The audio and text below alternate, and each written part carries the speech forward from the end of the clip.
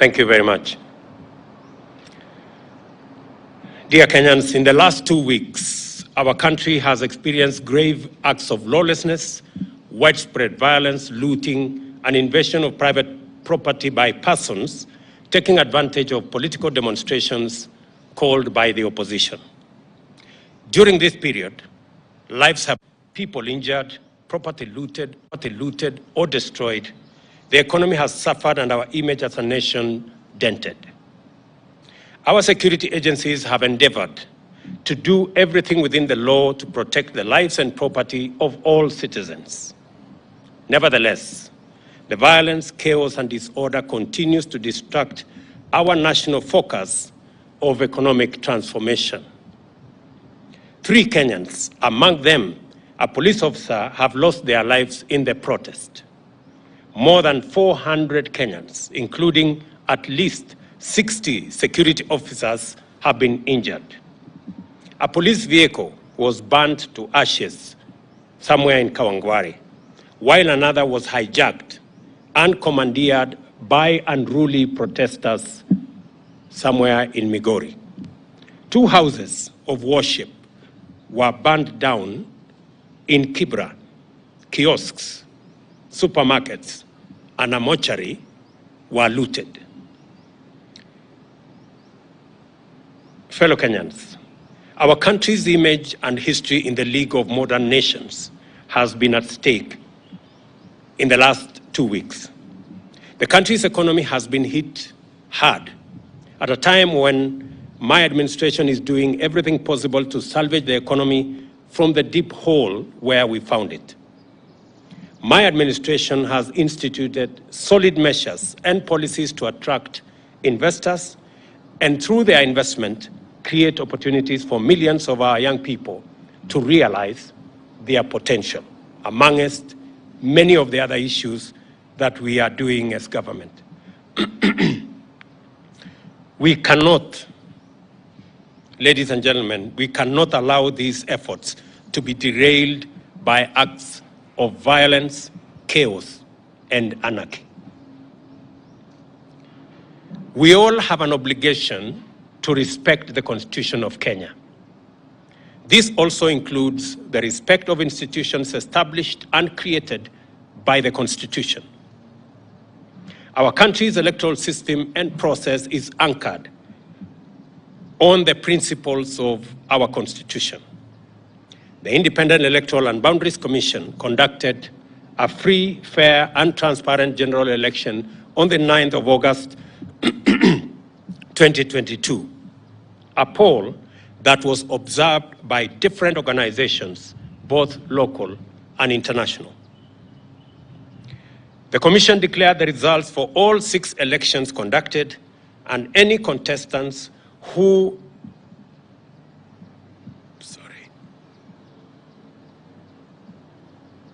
were aggrieved by the outcome had an opportunity to present their grievances to the country's judicial system for arbitration.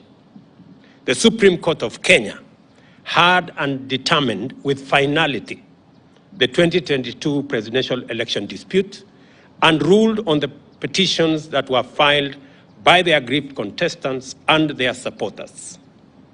Nevertheless, I have carefully listened to the issues raised by my friend, the Honorable Raila Odinga. In times like this, it is not about who is right or who is wrong. Like Winston Churchill said, I dare say, and I quote, "Courage is what it takes to stand up and speak, but it is also what it takes to sit down and listen."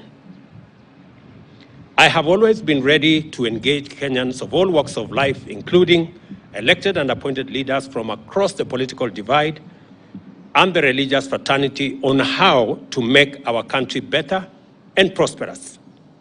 And in the last 6 months, I have talked to many religious leaders. I have talked to many elected leaders from across the political divide. My door still remains open for honest, objective, and sincere deliberations based on the rule of law and the Constitution. On the reconstitution of the future Electoral Commission, the selection panel that currently is in office is a creation of the law that was passed by the two chambers of parliament in response to a court decision. The court clearly stated that one institution, and in this case, Parliament, cannot dominate the process of establishing an electoral commission at the expense of other institutions that have a role to play in the country's electoral process. However, considering the matters raised by our friends in the opposition, I suggest a bipartisan engagement in Parliament on the reconstitution of the IEBC panel within the parameters of the law and the Constitution.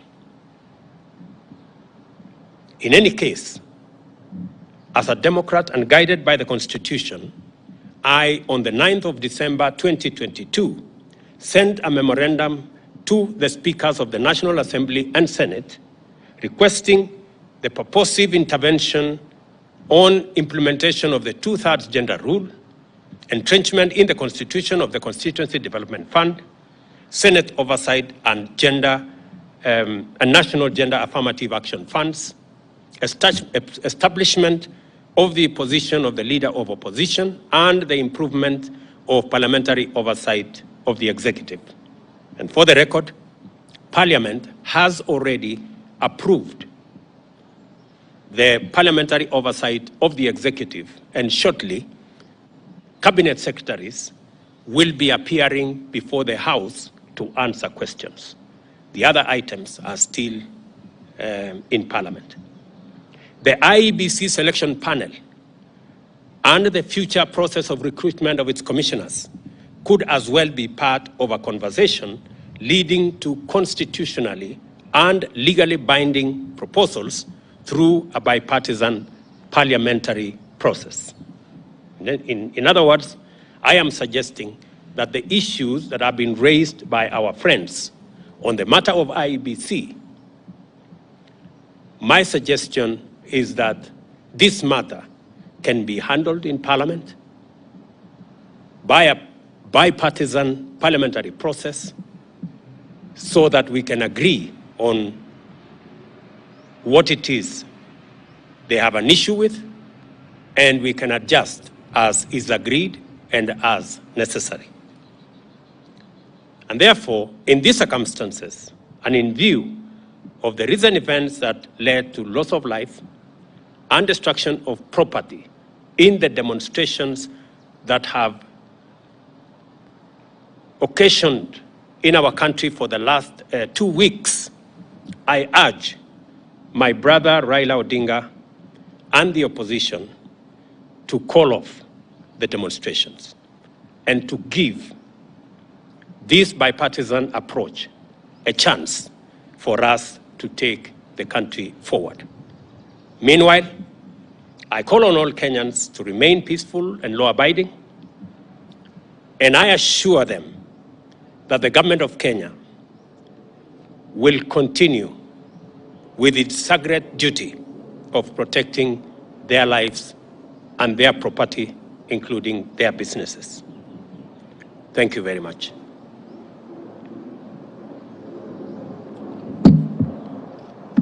I can take 1 or 2 questions. Jina langu ni Joel Chacha kutoka runinga ya K24.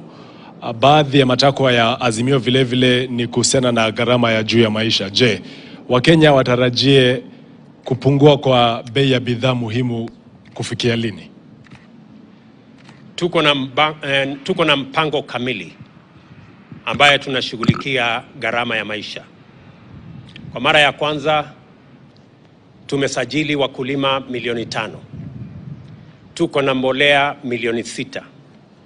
Saa hizi wakulima wetu wanashughulika na kupanda chakula kote katika taifa letu la Kenya. Juzi nilitangaza ya kwamba tumeagiza chakula kutoka nje na itaanza kufika wiki hii, tuhakikishe ya kwamba pale kutakapotokea pengo ya kukosekana kwa chakula kabla hatujapata ile chakula ambayo tunazalisha mashambani na wakulima wetu, tutakuwa na nafasi ya kutumia chakula ambayo tumeagiza kutoka nchi za nje. Tumeagiza mahindi, tumeagiza mchele, tumeagiza maharagwe, tumeagiza chakula ya aina nyingi ambazo tayari tulipatiana ilani kwa wakulima wetu kwamba kama kuna mkulima yeyote ambaye bado wako na chakula katika magala zao waziuze, kwa sababu kuanzia mwezi huu tutapata chakula kutoka nje ya nchi. Na pili, ni watangazie Wakenya ya kwamba mahali tulipata gharama ya chakula pale ilikuwa shilingi 230. Fikia sasa ni shilingi 180. Kumaanisha ya kwamba zile hatua tumezichukua zimeanza kupunguza gharama ya maisha, lakini mpango yetu ni mpango ambayo inaitwa sustainable. Ndio sababu tunashughulika na wakulima wetu. My name is Chemutai Goin from Citizen TV, and in paving way to this bipartisan process that will initiate in Parliament, if it doesn't bear any fruit, and there are positions that have been taken by yourself, your deputy, and several other leaders in government regarding a handshake or a working relationship, do we then foresee this possibly leading to that if it is for nation and for self? Chemutai, I didn't understand what you said. Sorry. Yeah, somebody was talking to me here, so pole. Yeah, that's a former colleague. My question was, this bipartisan process that is being initiated, possibly that will start in Parliament, if it doesn't bear any fruit, and there are positions that have been taken by yourself, your deputy, and other leaders in your government regarding a handshake, do we foresee a position where maybe there will be softening of stances and a possible working relationship, even if it does not translate to sharing of positions in government? You know, as a believer in the rule of law, and as a believer in running an accountable government, our position is that we should never be in the position that this country was put by the handshake, where there is no distinction between government and the opposition. Once you compromise accountability and oversight, you are in for a lot of trouble.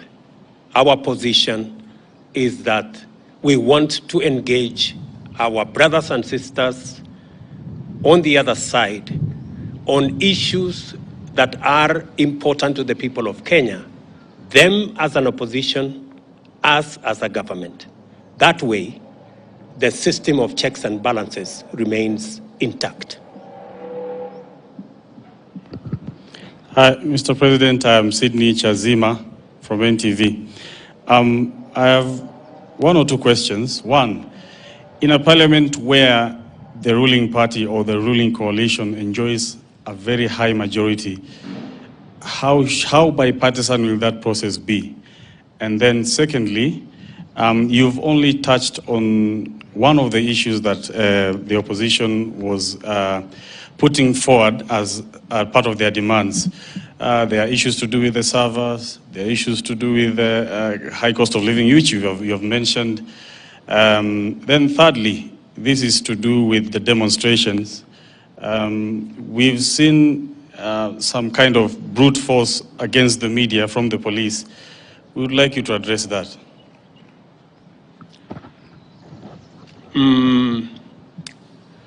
On your first issue, we've been this road before. We've sorted out matters in a bipartisan way in Parliament before, irrespective of what numbers there are. And in any case, the numbers in Parliament, the difference is not that much from where I sit. So I do not see any threat of any side. And in any case, when we engage in a bipartisan approach, it is not a game of numbers. It is a game of reason and how we put our arguments in a manner that carries not one side, but all sides. That is the essence of a bipartisan approach. I have responded in my statement, if you read carefully my statement, I have responded to all the issues that our good friends on the other side have engaged in. And finally, we are great believers in free media. And any engagement that puts the media in danger is not acceptable. However, in the context of the violent demonstrations, you agree that there has been a lot of violence against citizens, many citizens, properties, burning down of buildings, including churches. In that confusion, there could have been incidences where the media was caught in the fray. I do not think there is any deliberate attack on the media. And if there was such deliberate attack on the media, I can tell you we would be opposed to it and we would not support it and we would actually deal with it because we believe that the media should be left to carry out its duties, its broadcasts, irrespective of how unfair they may be. It doesn't really matter. But the media should be left alone, irrespective of how biased they may be. Okay, any other maneno? And just for the record, because I have seen some other people say, oh, maybe the media will be, I don't know what will be switched off. Take it from me. Kenya has come a long way. The era of switching off, I don't know, this or that's way behind us. I have said we will support the right of the media to carry out its function. You have our absolute support, irrespective of how biased you are against us. We will support you. Yeah? We will support you to do whatever it is that you're doing. But I am sure if we exchange positions, if you are standing where I'm standing, you guys would have switched off the media. But us, we will not. Sawa. Asante.